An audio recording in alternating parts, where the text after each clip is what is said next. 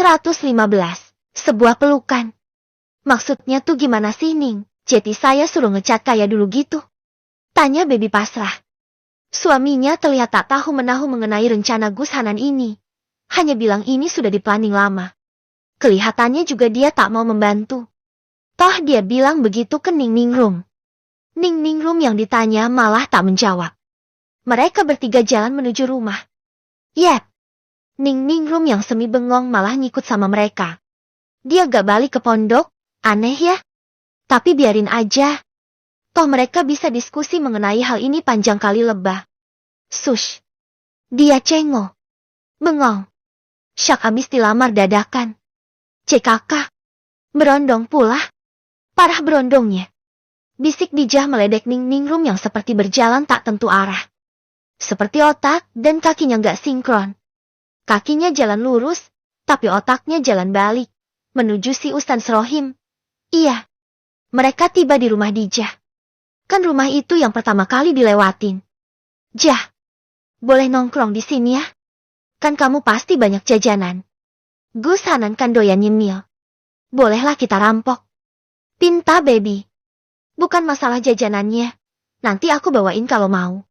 Tapi jangan di sini. Ya, belum aku bersihin. Eleh.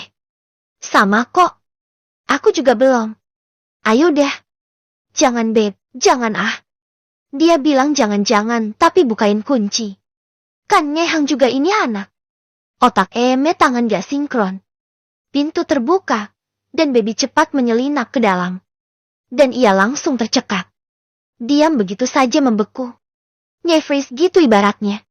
Allahu Akbar. Ini abis ada perang apaan? Kok ampe korat-kat begini? Kamu abis main petak umpet apa perang ranjang jah?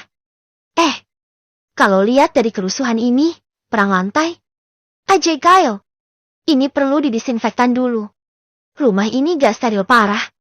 Pasti ada banyak partikel bermakhluk. Kakak-kakak. Apa molekul ya disebutnya? Calon anak yang gak jadi masuk. Atau Baby sudah kadung dibungkam dari belakang oleh Dijah. Ia ditarik mundur dan disuruh menunggu di luar. Bawel bener. Kan situ yang perang dingin. Kalau kita kan mari sukseskan program bercocok tanam. Udah. Tunggu sini. Aku ambilin jajanan. Iya deh. Takut terkontaminasi juga kalau masuk. Tapi Jah. Bersihin loh. Gila aja mau begini. Apa kalian terbiasa masuk ke rumah modelan begini? Apa itu fetishnya? Tanya Baby yang gak berhenti ngoceh. Bawel. Dijah sudah keluar lagi membawa sekresek makanan ringan. Snack. Biskuit dan susu cair.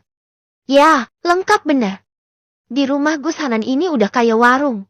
Surganya jajanan. Mereka berjalan lagi menuju rumah Baby. Ning Ningrum masih saja semi bengong. Dah seperti sedang berpikir keras atas sebuah hal. Masuk ke rumah Baby. Gantian Dijah yang keluyuran. Memeriksa apa terjadi hal yang bisa dibuat bahan ledekan. Bersih bener Beb. Apa gak ada perang di sini? Udah puasa berapa lama itu Ustaz? Ledek Dijah nyengnya. Ia mengambil piring dan meletakkannya di ruang tamu.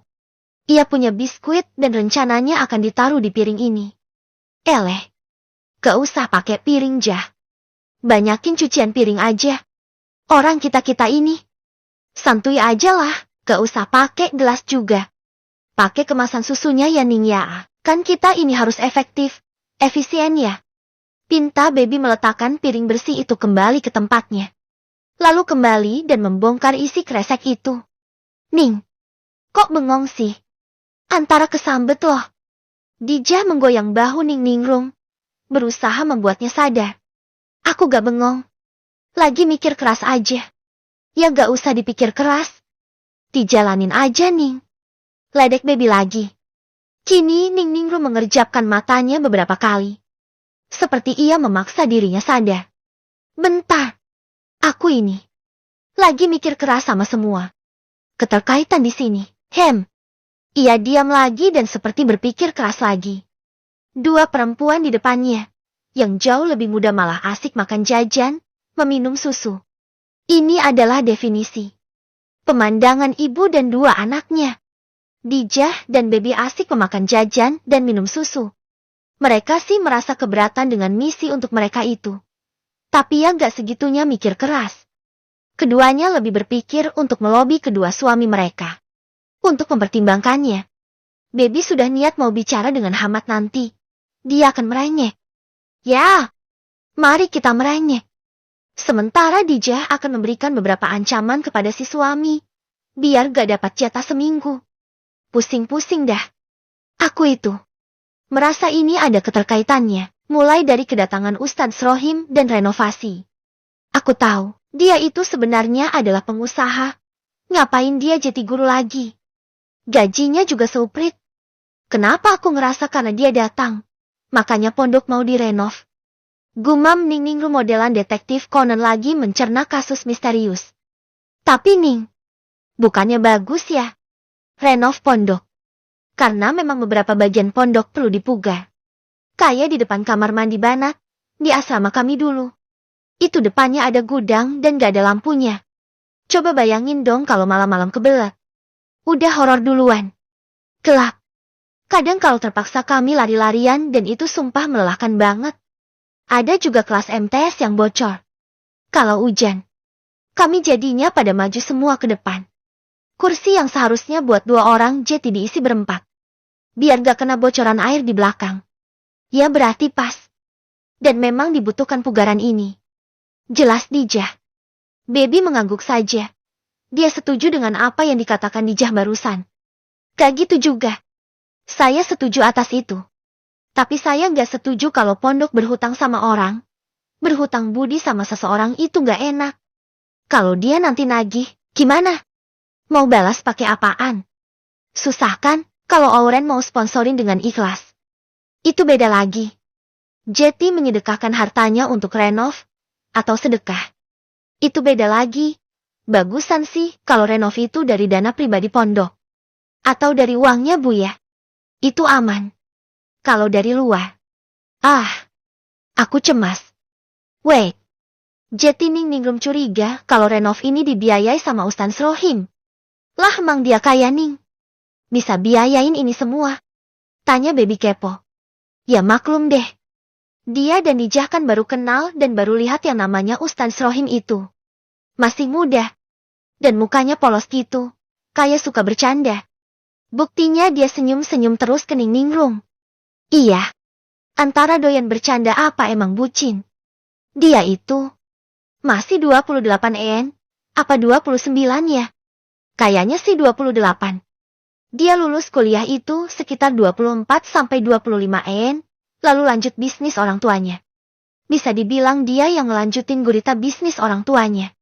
Bisnis taksi, bis antar pulau, antar provinsi, ada restorannya, ada masjidnya, ada juga sistem di internetnya.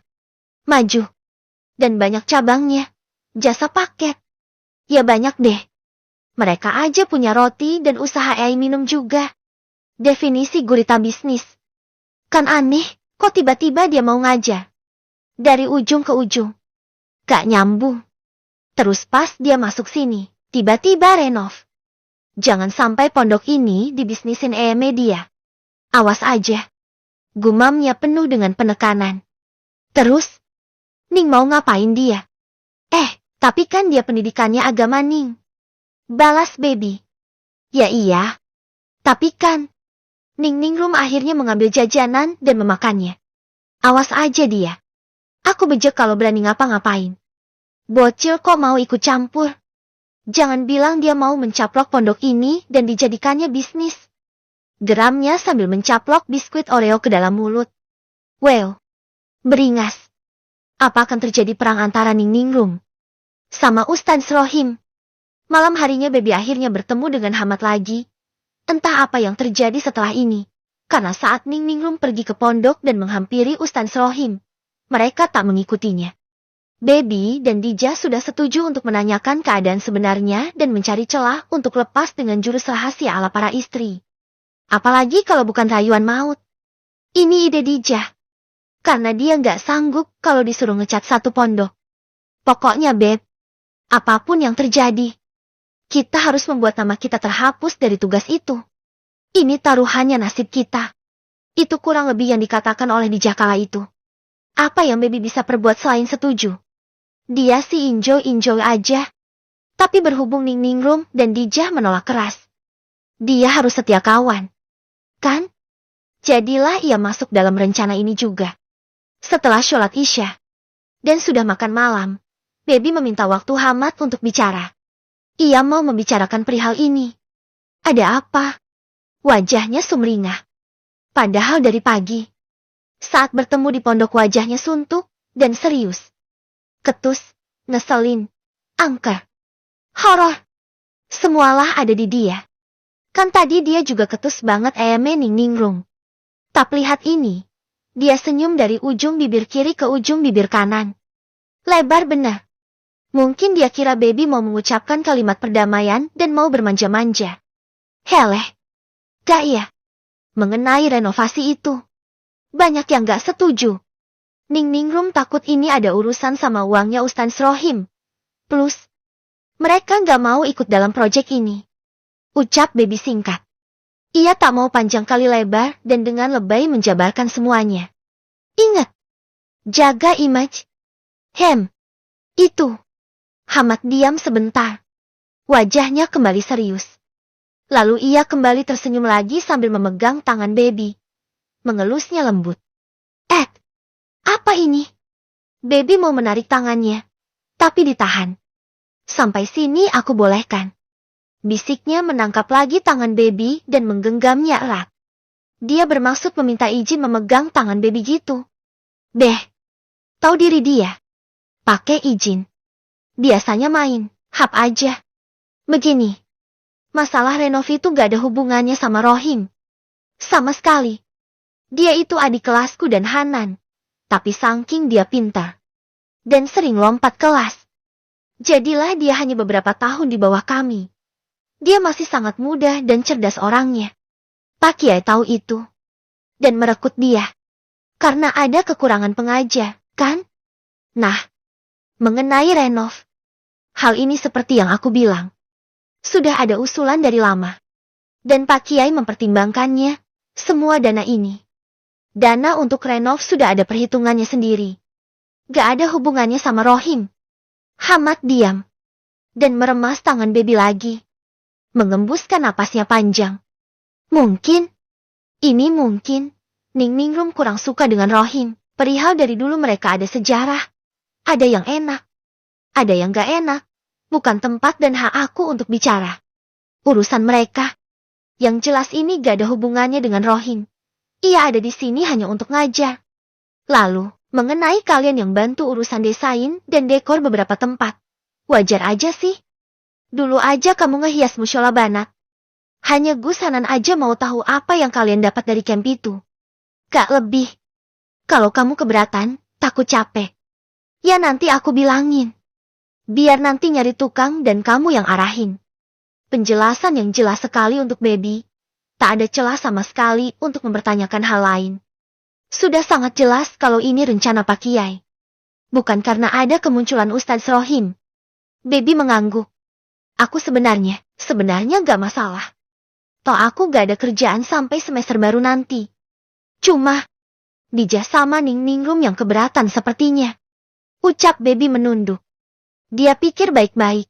Dia malah enjoy banget kerjain beginian. Tapi ya mungkin Dijah dan Ning Ningrum merasa terbebani. Oke. Jeti. Gini aja. Aku usul ke Hanan untuk ambil orang untuk bantu kamu. Kalau Dijah sama Ning Ningrum keberatan. Ya gak usah diajak. Kamu aja. Sebagai pengarahnya. Oke. Baby mengangguk. Lalu ia seperti teringat akan ucapan Mbak Ana. Aku diajak ke luar negeri untuk ikut pameran sama Mbak Ana. Disuruh minta izin sama kamu. Boleh apa enggak? Dia bilang. Aku butuh jam terbang. Pengalaman. Juga koneksi kalau mau berkembang seperti beliau. Tapi. Baby diam. Masa mau ngomong? Boleh gak? Kan kayak gimana gitu. Secara dia baru aja keluar seminggu.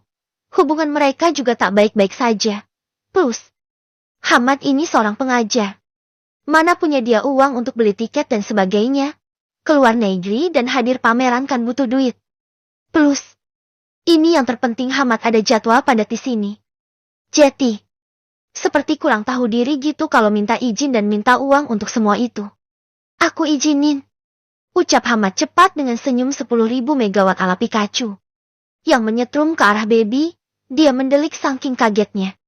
Hamad terkekeh. Hahaha. Aku izinin, tapi kita atur waktu. Biar aku bicara lagi sama Mbak Ana. Beliau sudah 2 kali SMS-an sama aku. Memberitahu apa saja pandangan dia mengenai kamu. Hal ini sudah ia bicarakan sama aku sebelumnya dan aku sudah pikirkan. Kalau untuk perkembangan kamu, kesuksesan kamu, plus ini kesenangan kamu, maka aku dukung. Ucapan itu diucapkan dengan mudahnya, tak ada beban. Matanya juga terlihat tulus tanpa kebohongan. Tak menunggu lama, baby langsung menarik tangannya yang digenggam oleh Hamad dan berhambur ke dalam pelukannya. Makasih ya, Mas. Bodoh amatlah sama ngambek-ngambekan. Apa nggak termehek-mehek dia kalau diizinin untuk ikut pameran internasional? Ini sih cukup banget untuk buat dia senang, plus ucapannya itu yang akan mendukung dia untuk sukses. Ya, this is what he want. Bukannya baby selama ini menyadari kalau ia butuh untuk bisa seimbang dan setara dengan Hamad. Yap, ini kesempatannya. Dia harus bisa buktiin. Dia bisa juga sukses dan punya nama. Gak malu-maluin.